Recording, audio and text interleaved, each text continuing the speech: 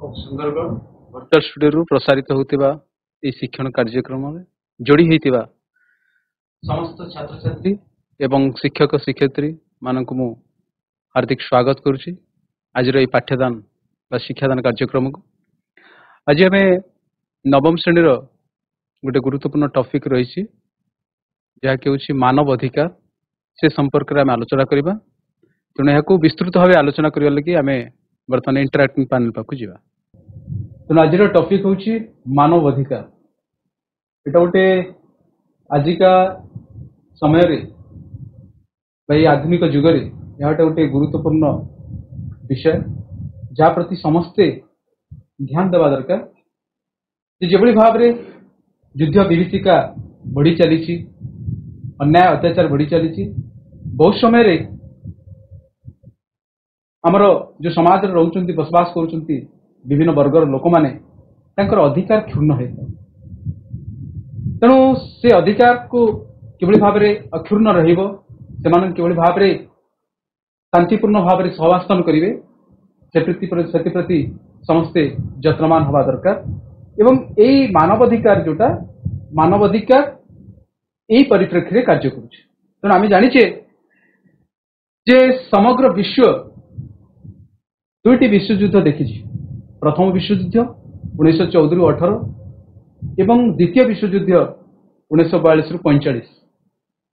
ତେଣୁ ଯେତେବେଳେ ବିଶ୍ୱଯୁଦ୍ଧ 1914 ଏବଂ 1942 ଖୁବ୍ ନିକଟରେ ପୁଣି ଆଉ ଗୋଟେ ଦ୍ୱିତୀୟ ବିଶ୍ୱଯୁଦ୍ଧ ହେଇଗଲା ଏବଂ ଯେଉଁଭଳି ଭାବରେ ବିଶ୍ୱଯୁଦ୍ଧର ଯେଭଳି ଭାବରେ ବିଭୀଷିକା ଥିଲା, ଧ୍ୱଂସ ଲୀଳା ରଚେଇଲା, ତାର ଆମେ ସମସ୍ତେ ଜାଣିଛେ, ପଢିଛେ। ତେଣୁ ଏହା ପରେ ପରେ ରାଷ୍ଟ୍ରର ଯେଉଁ ରହିଛନ୍ତି ରାଷ୍ଟ୍ରନୀତିଜ୍ଞ, ଯେଉଁମାନେ ବୁଦ୍ଧିଜୀବୀ, ଏବଂ ସେମାନେ ଚାହିଁଲେ ଯେ କିଭଳି ଭାବରେ ଏ ସମଗ୍ର ବିଶ୍ୱରେ କିଭଳି ଭାବରେ ଶାନ୍ତି ପ୍ରତିଷ୍ଠା କରିବା, ସମସ୍ତେ କିଭଳି ଭାବରେ ସୁଖ ଶାନ୍ତିରେ ସହାବସ୍ଥାନ କରିବେ। ତେଣୁ ସେଥିଲାଗି ଗୋଟେ ଆମର ଯୋଉଟା ରହୁଛି ୟୁଏନଓ, ୟୁନାଇଟେଡ ନେସନ ଅର୍ଗାନାଇଜେସନ, ଯାହାକୁ ଆମେ କହୁଛେ ଜାତିସଂଘ। ତାମାନେ ଦ୍ୱିତୀୟ ବିଶ୍ୱଯୁଦ୍ଧ ପରେ ପରେ ଜାତିସଂଘ ପ୍ରତିଷ୍ଠା ହେଲା। ତାର ଯୋଉ ରହିଛି ଯୋଉ ସନନ୍ଦ, ତାର ଯୋଉ ରହିଛି ସନନ୍ଦ କହିଲେ ଗୋଟେ ହଉଛି ରିଟିନ୍ ଡକୁମେଣ୍ଟ, ଗୋଟେ ଲିଖିତ ଘୋଷଣାନାମା। ସେଇ ଘୋଷଣାନାମାରେ ଘୋଷଣା କରାଗଲା ଯେ ମାନବ ଅଧିକାରକୁ ଗୋଟେ ମୌଳିକ ଅଧିକାର ରୂପେ ଗୁରୁତ୍ୱ ଦେବା। ତେଣୁ ଏଇ ଯୋଉ ଚାର୍ଟର ଯୋଉ ୟୁଏନଓର ପ୍ରକାଶ ପାଇଲା, ସେଥିରେ ବିଶେଷ କରିକି ଏଇ ଯୋଉ ମାନବ ଅଧିକାରକୁ ଗୋଟେ ମୌଳିକ ଅଧିକାର, ଆମେ ଜାଣିଛେ ମୌଳିକ ଅଧିକାର ଆମର ଯେଭଳି ଭାବରେ ଆମର ସମ୍ବିଧାନ ଆମକୁ 6ଟି ମୌଳିକ ଅଧିକାର ଆମକୁ ଦେଇଛନ୍ତି। ଯଦି ସେଇ ମୌଳିକ ଅଧିକାର ଯେତେବେଳେ ଆମର କୌଣସି କ୍ଷେତ୍ରରେ ଆମର କ୍ଷୁଣ୍ଣ ହୁଏ, ତାହେଲେ ଆମେ କୋର୍ଟ ପରିସରକୁ ଆମେ ଯାଇପାରିବା, କୋର୍ଟରେ ସେଟାକୁ ଅପିଲ କରିପାରିବା। ତ ଯାହା ହଉ, ତେଣୁ ଏଇ ଯୋଉ କଥା ଯୋଉଟା କି ଆମେ କହୁଛେ ଯେ ୟୁଏନଓ ଯୋଉ ଆସିଲା, ଜାତିସଂଘ ଆସିଲା, ଜାତିସଂଘର ମେନ୍ ଫୋକସ ଥିଲା ଯେ ମାନବ ଅଧିକାରକୁ ମୌଳିକ ଅଧିକାର ରୂପେ ଗୁରୁତ୍ୱ ଆରୋପ କରିବା। ଏବଂ ଏହା ପରେ ପରେ କଣ ହେଲା ନା, ଏହାର ଯୋଉ ଜାତିସଂଘର ଯୋଉ 1948ରେ ଆଉ ଗୋଟେ ବୈଠକ ବସିଥିଲା, ଯୋଉଟା କି ହଉଛି ଡିସେମ୍ବର ମାସ 10 ତାରିଖରେ। ଏ ଡିସେମ୍ବର ମାସ 10 ତାରିଖରେ ଯୋଉ ବସିଥିଲା ଜାତିସଂଘର ଅନ୍ୟ ଏକ ବୈଠକ, ସେଇ ସାଧାରଣ ବୈଠକରେ ଗୋଟେ ଡିକ୍ଲାରେସନ କରାଯାଇଥିଲା, ଗୋଟେ ଘୋଷଣାନାମା ପ୍ରକାଶିତ କରାଯାଇଥିଲା, ଯାହାର ନାଁ ହଉଛି ସାର୍ବଜନୀନ ମାନବ ଅଧିକାର ଘୋଷଣାନାମା। ସାର୍ବଜନୀନ ମାନବ ଅଧିକାର ଘୋଷଣାନାମା 1948 ମସିହା ଡିସେମ୍ବର ମାସ 10 ତାରିଖ ଦିନ ଗ୍ରହଣ କରାଯାଇଥିଲା। ତେଣୁ ଏଇ ଯୋଉ ଘୋଷଣାନାମା, ଏ ଘୋଷଣାନାମାର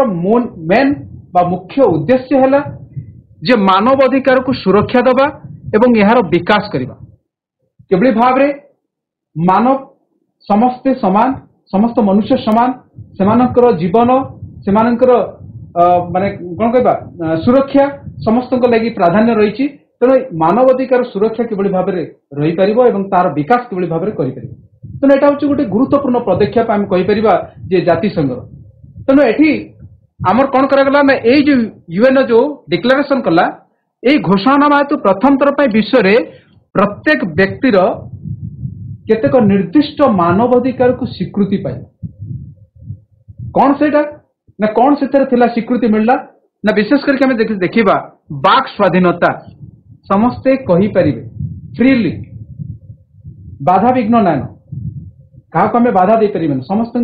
फ्रीडम ऑफ स्पीच अच्छी समस्ते स्वाधीन भाव में निजर मत व्यक्त करें एवं मुक्त विश्वास मु जेकोसी फिलोसफी हो जेकोसी धार्मिक हो से विश्वास करी ताकू मु आपणे पारि सेटा भी गोटे रखागला एवं भय और दारिद्र्य दूरीकरण क्या आम भय देखिपार भयर वातावरण सृष्टि करें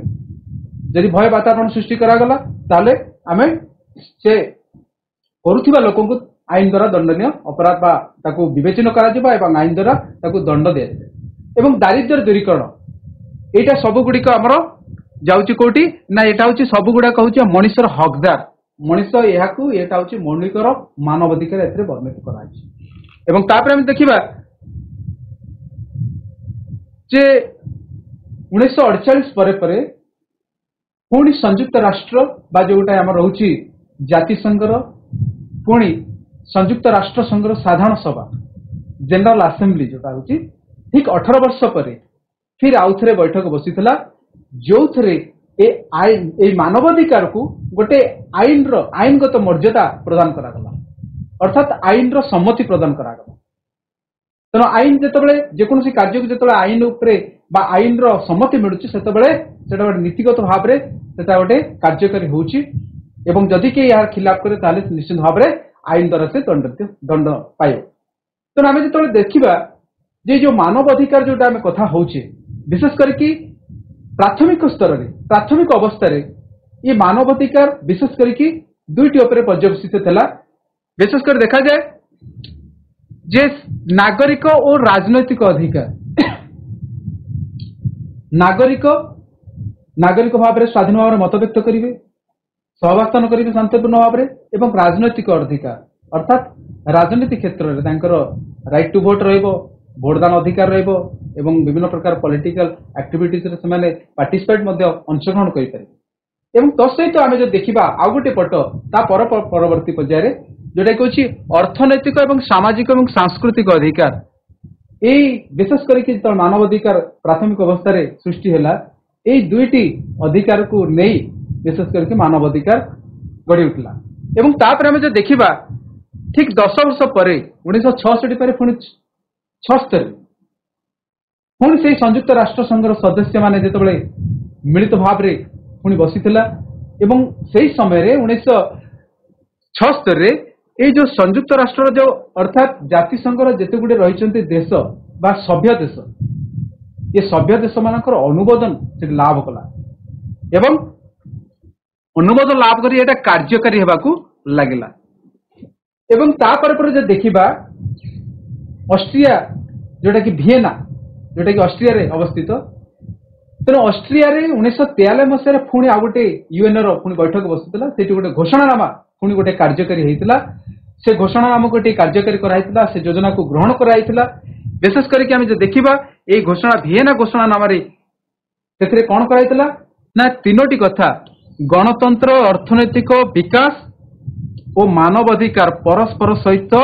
संलग्न बोली सेठी घोषणा करागला भारत हूँ गोटे गणतांत्रिक राष्ट्र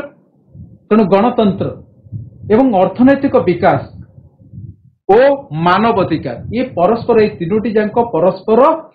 संलग्न कई क्या छाड़ी रही पारे तेणु यही पर्यवेसित करागला तेणु से लगी ये वियेना घोषणानामा हूँ गोटे उल्लेखनीय घोषणानामा जोटि कि ये मानवाधिकार जो रही तार जो यात्रा जो लंबा यात्रा रही से यात्रा को आउ टिके सफलीकृत करथिला ए वियेना घोषणानामा एवं तापर हमें देखिबा जे मानवाधिकार ऐतिहासिक भित्तिभूमि कौन रही तेणु मानवाधिकार विशेष करके हमें देखिबा जे द्वितीय विश्वयुद्ध पर या विषय चिंता कराइतिला किंतु प्रकृत में जदि इतिहास को जीवा ता पूर्व किछि घटना किछि डॉक्यूमेंट्स एभली थिला जहाकी मानवाधिकार इतिहास बा मानवाधिकार सृष्टि को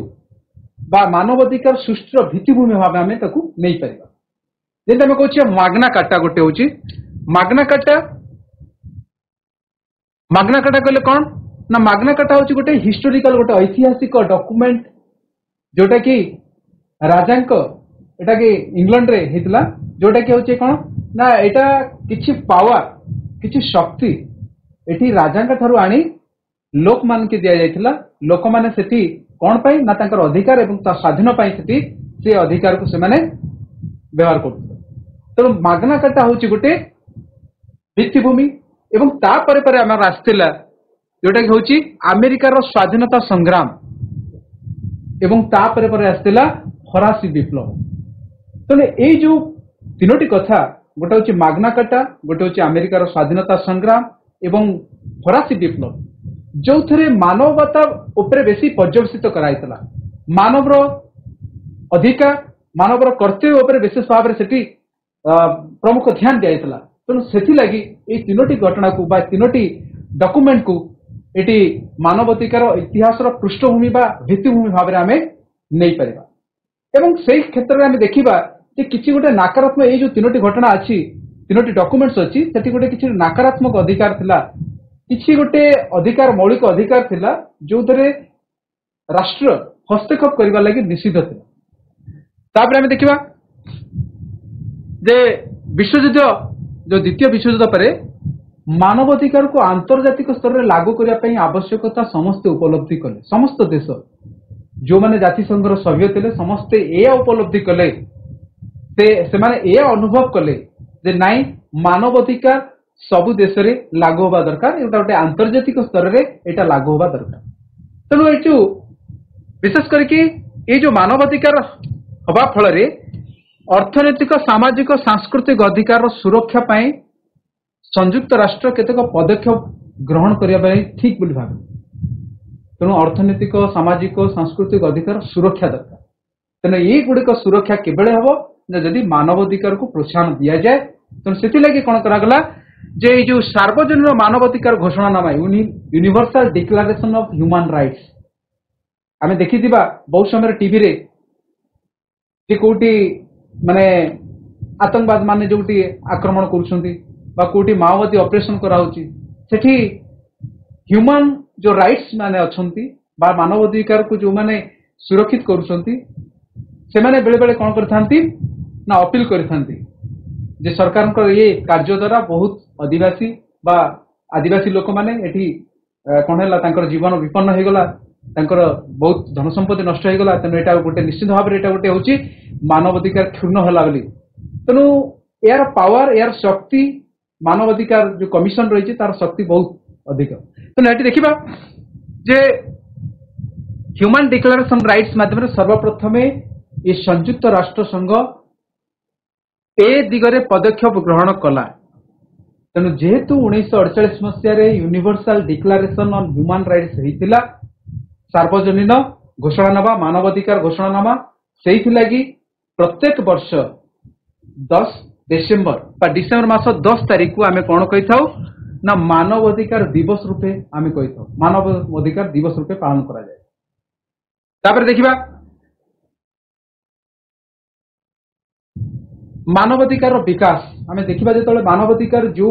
भाव रे तार इतिहास को लेकिन ए स्थिति आसी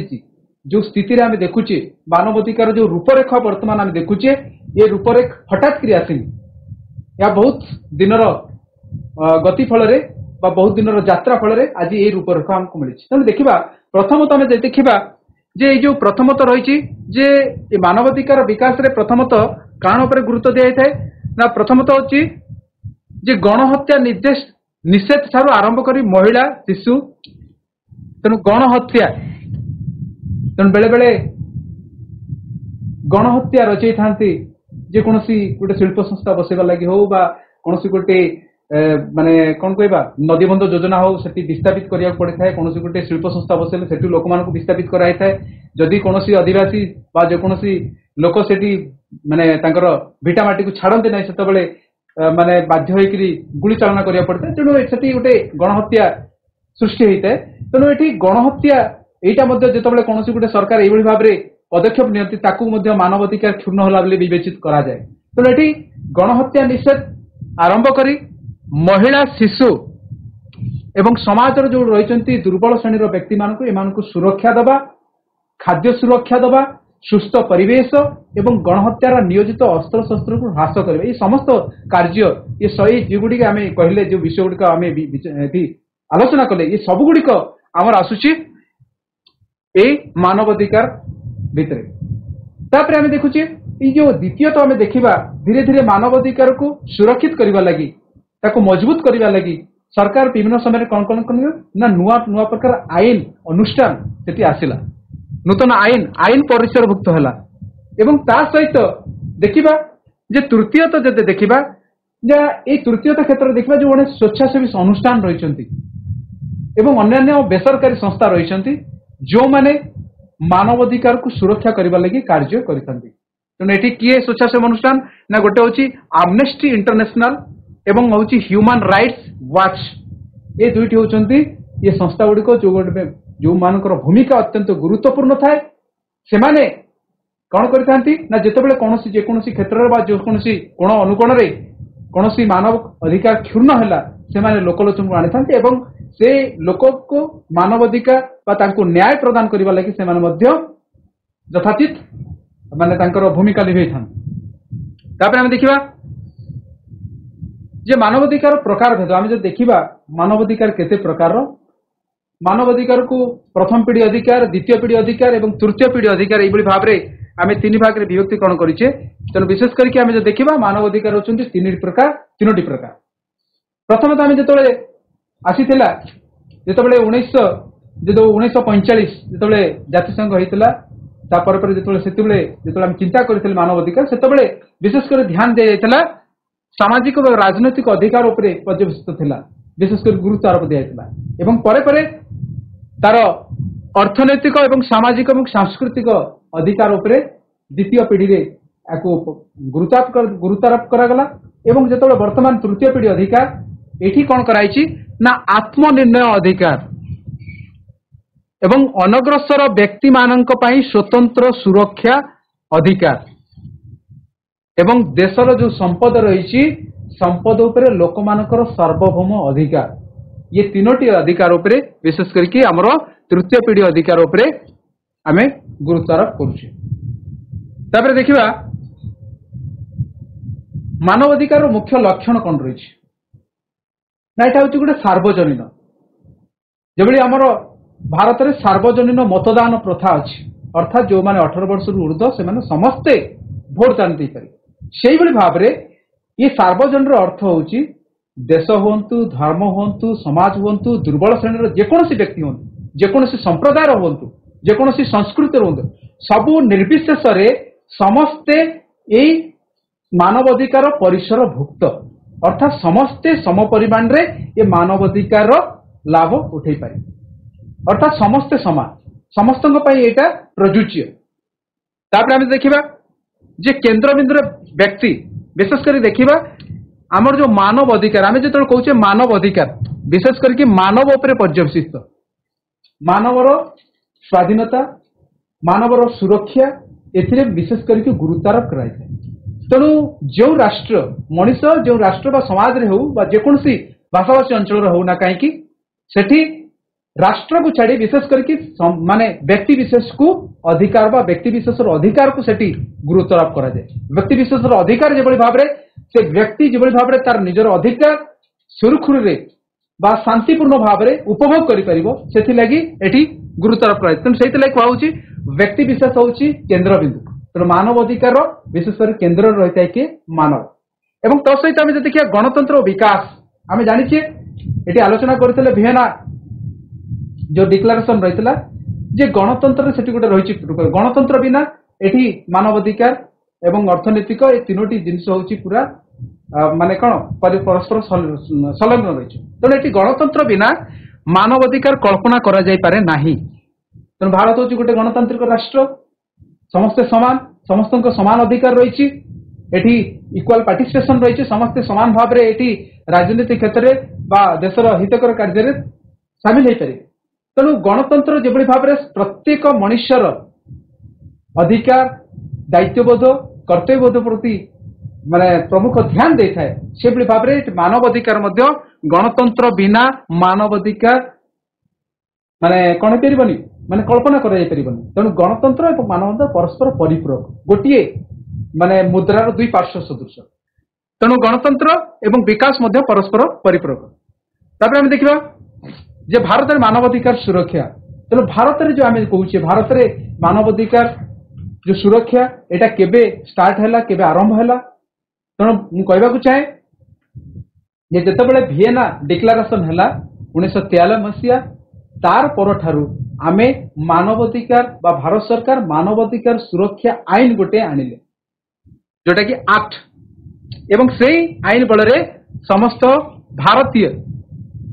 धर्म वर्ण निर्विशेष समस्त भारतीय ये मानवाधिकार परिसरभुक्त हेले तेणु ये देखुचे भारत संविधान जो रही 51 एवं भिएना सम्मिलनी ये दुईटी सनद अनुसार से चार्टर अनुसार ये कार्यकारी कराउछि एवं यही आईन अनुसार आम देखा जेकोसी व्यक्ति विशेष भाव में मुक्ति समानता एवं आत्ममर्यादा पाइबार अधिकार रही आईन जो 1943 मसीह जो मानवाधिकार सुरक्षा आईन आसिला से आईन बल समस्त व्यक्ति विशेष करके मुक्ति समानता आत्ममर्यादा पाइबार समस्त हकदार तेणु तापर आम देखा तेणु ये आम जाने फंडामेंटाल राइट्स आमर कन्स्टिट्यूशन देछि जहाँकि आमर संविधान रे प्रदत्त होइछि मौलिक अधिकार 6टी मौलिक अधिकार जोटा कि तापरे मानवाधिकार सुरक्षा पे व्यवस्था कौन कौन व्यवस्था रही जदि जेकोसी समय जदि कौन व्यक्तिर अधिकार क्षुण्ण हैला बा सरकार को कौन कार्यकलाप हेतु तार अधिकार क्षुण्ण हैला ताले सेतिरे आमे कोठी जाई परिबा ना प्रथम कथा होची जे मानवाधिकार को सुरक्षा दबार लगी बा मानवाधिकार को कार्यर बलवत्तर करबा लगी तेणु एटी सृष्टि कराई जातीय मानवाधिकार commission national human rights commission प्रथम नंबर 2 रे होची प्रत्येक राज्य रे राज्य मानवाधिकार कमिशन गठन कराई एवं ता सहित मानवाधिकार कोर्ट रो गठन कराई जोटी की विचार करा जिवो ए मानवाधिकार संबंधी केस गुडी एवं तत्सहित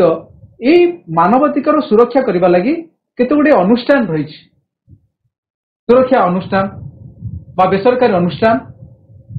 एगुड़िक बा एनजीओ नॉन गवर्नमेंट ऑर्गेनाइजेशन जोटा कि एगुड़ाक मानवाधिकार सुरक्षा ପାଇଁ कार्य କରିଥାନ୍ତି आमे देखिबा जे कोबे भाबरे कोन कोन को कार्य गुड़िक मानवाधिकार क्षुण्ण होला बेला देखिबा जे शिशु श्रमिक आमे जानि जे शिशु श्रमिक शिशु को नियोजित करें कौन गोटे हाजार्डस वर्क रे नियोजित करें एवं गति श्रमिक होची विदाउट पेमेंट रे जोटा कि आमे लोक मान के काम करे सेटा कहूची गति श्रमिक एवं शिशु निर्यातना महिला निर्यातना हाजत रे मृत्यु एवं चोरा कारबार दुर्नीति यौतुक जनित हत्या ये गुड़ाक सब गुड़िक होची अमानवीय घटना यही परिसर भुक्त जदि यही सबू घटना गुड़िक जदि घटुची कोटी से सब गुड़िक मानवाधिकार उल्लंघन होला बोली धरि नै तो एटी देइछि तीनोटी उदाहरण जोटी कि आमे देखुचे जे शिशु श्रमिक केवल भाव में ये कार्य करुच्ची एटा मध्य मानवाधिकार एटी कौन करागला उल्लंघन होला एवं सेठी मध्य महिला निर्यातना जो जेभली भाव में यौतुक जनित हो बा जेकोसी शिशु निर्यातना हो बा घरोई हिंसा हो महिला मान जो निर्यातना से मानवाधिकार को उल्लंघन होला बोली धरि निया ये तीनोटी घटना जोटा कि होची भोपाल गैस ट्रेजेडी एवं विस्थापित दुख एवं एटी नर्मदा जोटा सरदार सरोवर डैम जो प्रकल्प होता मानवाधिकार उल्लंघन होता विरुद्ध में स्वर उत्तोलन होता तेनाली देखा ये अनुष्ठान गुड़िक भोपाल गैस विपर्य ठार आरंभ करी भागलपुर दंगा एवं सरदार सरोवर प्रकल्प जो विस्थापित दुख दुर्दशा होता ये समस्त प्रकार मानवाधिकार उल्लंघन होता धरी नहीं या विरुद्ध में स्वर उत्तोलन करते एवं एठी मानव अधिकार उल्लंघन है बोली स्वर उत्तोलन कराए तेणु तापरे आम देखा जे जनसचेतनता क्रमे क्रमे बढ़ी चली मानवाधिकार उल्लंघन विरुद्ध में कार्यानुष्ठान ग्रहण करने लगी प्रशासन को बाध्य कराउछि। ए क्षेत्र में गुरुत्वपूर्ण भूमिका रही प्रशासन। तेणु मानवाधिकार को किए सुरक्षा दौर रक्षा कवच किए सारी प्रथम कथा हूँ ना राइट टू इनफॉरमेशन एक्ट सूचना अधिकार आईन बहुत समय परीक्षा पड़े जोटा कि आम मल्टीपल चॉइस सूचना अधिकार आईन के ना 2005 मसीह प्रणीत होता। ये अधिकार कौन रही ना जेकोसी व्यक्ति जेकोसी सरकारी दफ्तर हो विभाग हो अनुष्ठान हो सेठी कौन प्रकार स्वच्छता उपरे हो कौन गोटे इनफॉरमेशन सूचना पाइबापी सी अपील कर आवेदन कर सेठी दफ्तर विभाग जो अधिकारी रही से सूचना दबा लगी बाध्य एवं जदि कौन खिलाफ करती तद अनुजाई आईन द्वारा दंडित हे सी विभाग अधिकारी। तेणु ये गोटे स्पष्ट व्यवस्था रही। तेणु राइट इनफॉरमेशन जदि कौन सरकार जेकोसी कार्य जोटा कि मानवाधिकार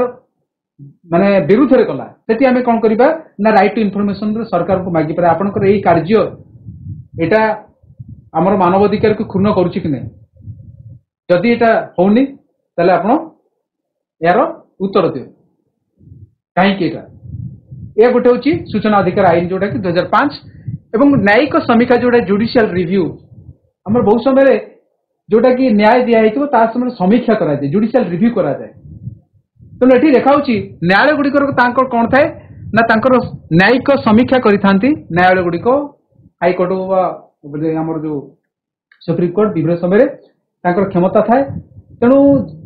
जदि कौन न्याय कौन व्यक्तिर मौलिक अधिकार को माने क्षुण्ण कला तार तार कौन कर रिव्यू करा आउ थे समीक्षा करा जो भाव एटा मौलिक अधिकार को क्षुण्ण न करे जदि करुची से लोक जदि अपील कला ताहले ताकू पुनर्बार पुणी आउ थे रिव्यू करा एवं तो सहित राष्ट्रनीति नियम निर्देशावली जो directive principles of state policy नहीं कि आमर रही गोटे directive principles of state policy. तेणु एटी directive principles of state policy होची कौन ना यह हूँ गोटे आदर्श नीतिगत आदर्श जहाँ को आधार करी आमर राष्ट्रनीति आमर भारत सरकार निजर नीति नियम प्रणयन करता जनमंगल राष्ट्र बा जनमंगल उद्देश्य रे कार्यकारी करता विभिन्न प्रकार पॉलिसी आनी था डायरेक्टिव प्रिंसिपल स्टेट पॉलिसी को आधार करी। तेणु भारतर जो न्यायालय रही ये मानवाधिकार परिसरभुक्त कर तेणु ये संविधान में प्रदत्त राष्ट्रनीति डायरेक्टिव प्रिंसिपल्स को समीक्षा करी भारतर न्यायालय गुड़िक मानवाधिकार परिसर वृद्धि कर सहित धारा 21 का जो देखा व्यक्तिर मर्यादार सह बंचा अधिकार स्वास्थ्यगत अधिकार प्रदूषण मुक्त वायु सेवन करने युगुड़ा सब रही व्यक्तिर मर्यादार सहित बंचा लगे एवं तहित बहुत समय गोटे पब्लिक इंटरेस्ट लिटिगेशन जोटा कि कहते जनस्वार्थ मामला आम जानी देखि बेले बेले टीवी मानक कहुए जनस्वार्थ मामला रुजु कराई सामूहिक जन मान स्वार्थ को जदि कौन गोटे आईन जदि उल्लंघन करुच्ची क्षति पहुंचाऊँगी से गोटे पीआईएल गोटे कोर्ट रे गोटे दाखल करा जाए अपील करा जाए क्या कहुए जनस्वार्थ मामला। तो नहीं जनस्वार्थ मामला विशेष करके भारत में 1979 मसीह एक जनस्वार्थ मामला रुजु कराइला कौन से ना जेल गुड़िकर दुरावस्था एवं विचाराधीन बंदी मान दयनीय चलन उपर दायर कराइला आम जानी जो जेल मानक कैदी मान बहुत माने सुविधा सुजोग जोगे दिया से समय रे माने जेल गुड़िकर दुरावस्था थिला परिमल परिच्छन्नता माने स्वास्थ्यगत समस्या सेतिकार परिमल माने परिवेश स्वास्थ्यगत समस्या सृष्टि करुला एवं विचाराधीन कैदी माने विभिन्न प्रकार दयनीय अवस्था रे रोते। तेणु यार ऊपर गोटे पब्लिक माने अपील कराइला कोर्ट रे। तेणु जद्वारा हजार हजार विचाराधीन बंदी किपरि बिहार जेल गुड़िकर निर्यातित होते से संबंध में दर्शा जाता बिहार जेल गुड़िक। तेणु मामला राय प्रकाश पाइला बहुत बंदी मुक्त होते। आम देखा जातीय मानवाधिकार commission national human rights commission जो रही जातीय मानवाधिकार कमिशन भारत 1943 मसीह सेप्टेम्बर मास 29 तारिख ठारू एटा मानवाधिकार कमिशन गठित होइछि। सेप्टेम्बर 29। तेणु मानवाधिकार संपर्कित सचेतनता वृद्धि करने, मानवाधिकार को अधिक सुरक्षा देवा यार लक्ष्य। ये जो human rights commission, national human rights commission, यार मेन उद्देश्य होची जे मानवाधिकार संपर्कित सचेतनता वृद्धि करने एवं मानव अधिकार को सुरक्षित बा सुरक्षा प्रदान करने। एवं तापरे हम देखिबा जे को माने मानवाधिकार गठन रही परिबे, जने अध्यक्ष रही परिबे, अध्यक्ष व्यतीत आउ 4 जण जो नेशनल ह्यूमन राइट्स कमिशन रही जातीय मानवाधिकार कमिशन, से कमिशन रे मोट 5 जण सदस्य रही, जने अध्यक्ष रहिबे एवं आउ रहिबे 4 जण सदस्य। तेणु किए रहिबो ना अध्यक्ष, किए रहिबो ना अध्यक्ष रहिबे किए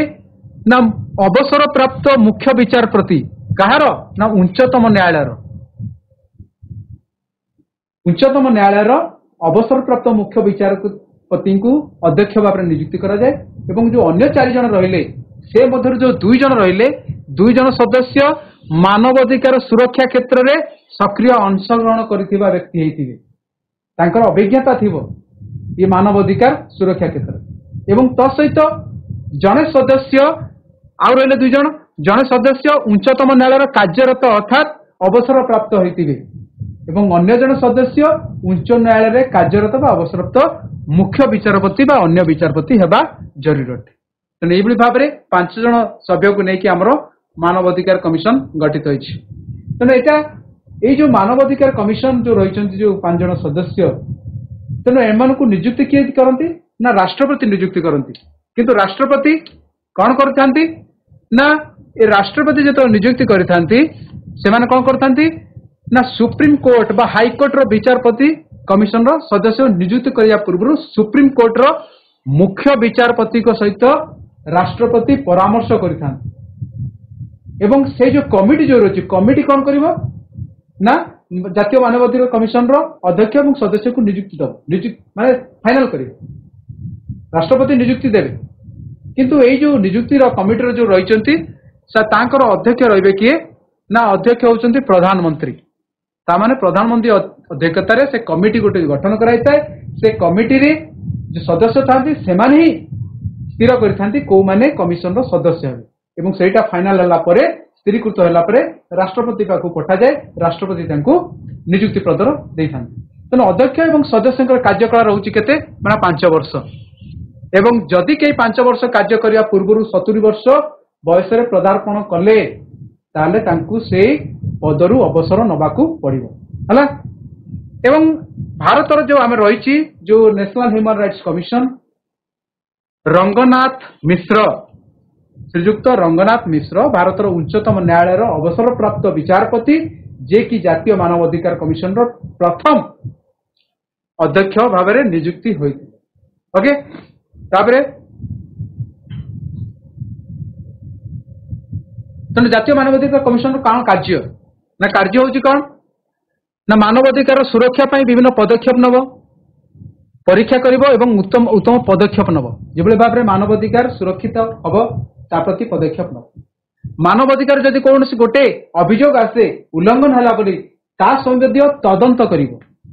इनक्वारी करिवो, सतरे वास्तव में से मानवाधिकार उल्लंघन होईछि कि नहीं से संपर्कित अभियोग तदंत करिवो। एवं जदि जेकोसी न्यायालय मानवाधिकार उल्लंघन संपर्क में जदि कौन विचार चलुला बेले पक्षभुक्त ने गोटे पटे ने एवं जेल रे कैदी मान अवस्था सुधार आने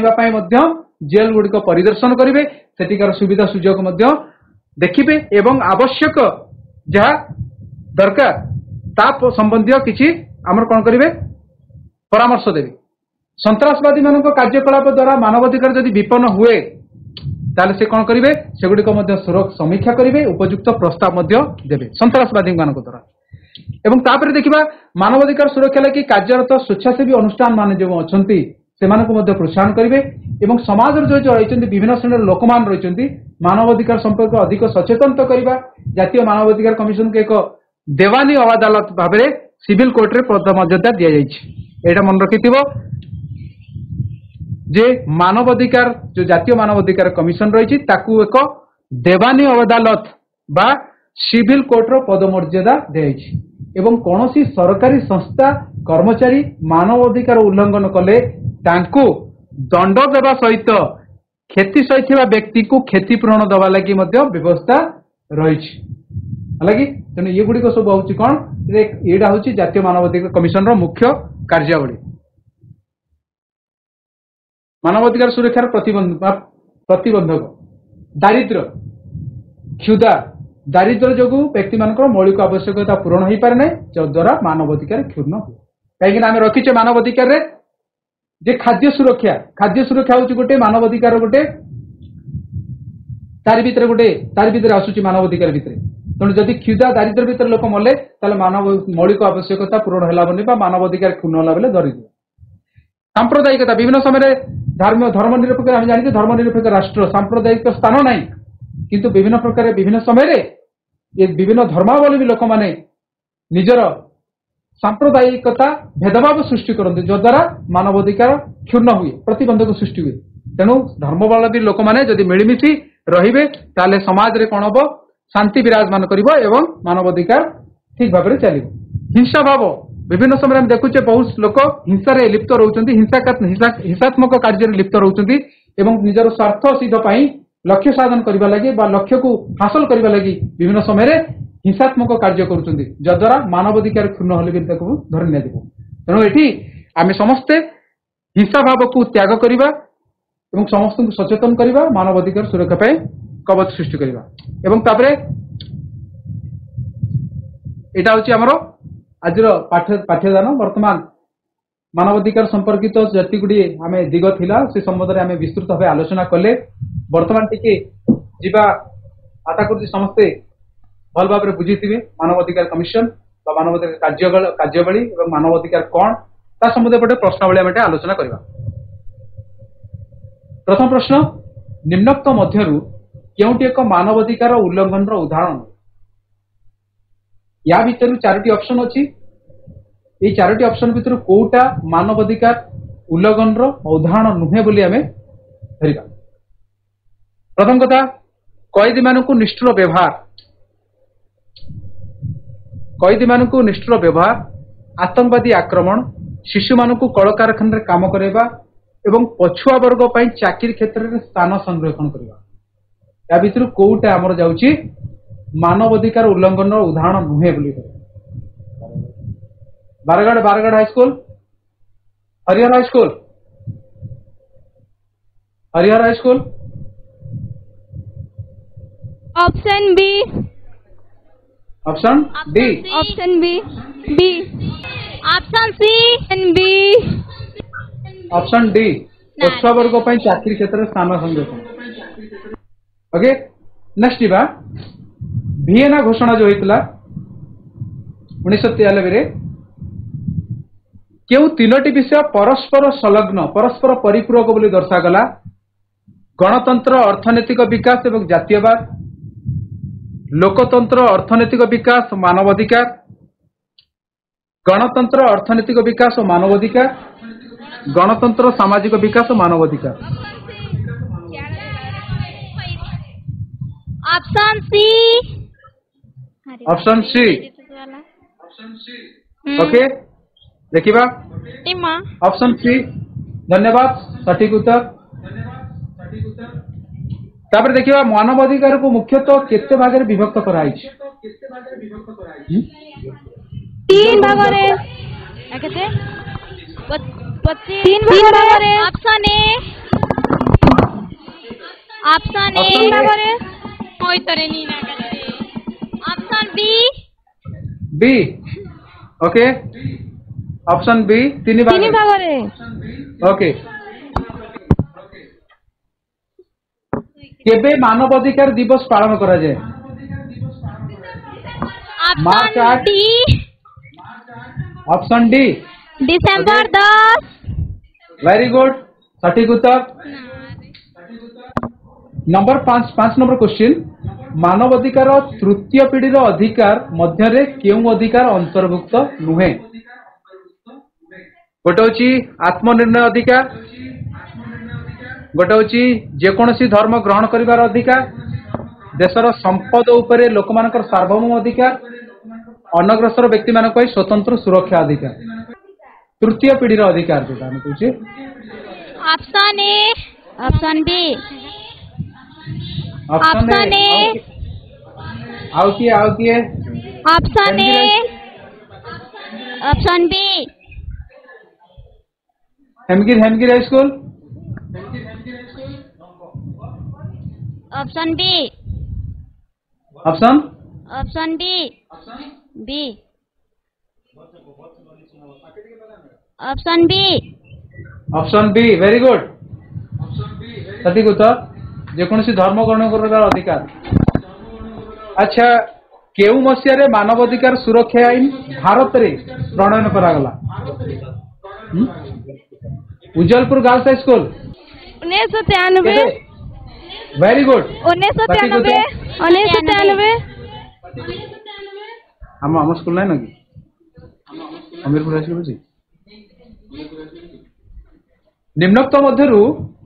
केउटी मानवाधिकार सुरक्षा पाई एक ढाल रूपे कार्य करे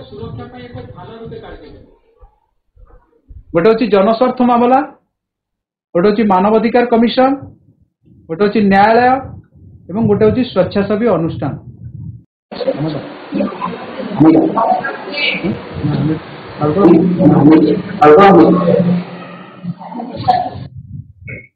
हमीरपुर हाई स्कूल मानवाधिकार सुरक्षा पाई गोटे ढाल रूपे कार्य करे जनस्वार्थ मामला कही PIL PIL public interest litigation okay next question जीवा मानवाधिकार केंद्र बिंदु किए मानवाधिकार केंद्र रे किए अछि व्यक्ति व्यक्ति वेरी गुड ऑप्शन ए सठिक उत्तर व्यक्ति ऑप्शन ए नंबर 9 संविधान रो व्यवस्था अनुसार मानवाधिकार सुरक्षा पाई निम्नलिखित मध्यरु केउटी गठन होई नाही केउटी गठन होई नाही ओके ऑप्शन डी जातीय मानवाधिकार कोनटा ऑप्शन डी डी ओके ठीक ऑप्शन डी ओके ओके धन्यवाद थैंक यू तापर हमें जीवा जातीय मानवाधिकार कमिशन को केउ अदालत रो पदमर्यादा दियाई पदमर्यादा केउ अदालत देवानी अदालत वेरी गुड ऑप्शन बी देवानी अदालत वेरी गुड देवानी अदालत नेक्स्ट जीवा काहा को जातीय मानवाधिकार कमिशन रो अध्यक्ष पद पर नियुक्ति दिया जाए option B option B option B option B option B option B उच्चतम option B very good option B उच्चतम न्यायालय जड़े अवसर प्राप्त मुख्य विचारपति ओके अच्छा ये मानवाधिकार कमिशन रो सदस्य को नियुक्ति करने पूर्व राष्ट्रपति कहा सहित कौन करता परामर्श करता उपराष्ट्रपति प्रधानमंत्री बाचस्पति ऑप्शन बी ऑप्शन सी बाचस्पति नाय बाचस्पति नुहे ऑप्शन डी डी डी हबो option D option D option D okay okay तापर जीवा केते बयस रे पदार्पण करले जातीय मानवाधिकार कमिशन अध्यक्ष सदस्य अवसर नबाकू पड़े option C option C okay धन्यवाद 70 वर्ष किए जातीय मानवाधिकार कमिशन रो प्रथम अध्यक्ष भाव नियुक्ति होइतिले option C Ranganath okay okay Mishra Ranganath Mishra okay press question निम्नोक्त मानक मध्यरु केउटी मानवाधिकार सुरक्षार प्रतिबंधक सृष्टि करे सरकारी संस्थार अवहेलना हिंसा भाव ओके वेरी गुड हिंसा भाव बहुत बहुत धन्यवाद सठिक उत्तर तेणु आज ये प्रश्नावली आलोचना आमर ये विराम दबा एवं तुम रही गृह कार्य जातीय मानवाधिकार कमिशन रो कार्यावली जातीय मानवाधिकार कमिशन सुरक्षार प्रतिबंध गुड़िक दूर करने कौन कौन पदक्षेप नि जाए तार एक बरणी प्रस्तुत कर निजर जो विषय शिक्षक रही देखे आशा करुच्ची आज शिक्षादान तुमको हृदय को छुई एवं आउ टे घरे टे पढ़ीदे सबुदिन मन रही ओके धन्यवाद।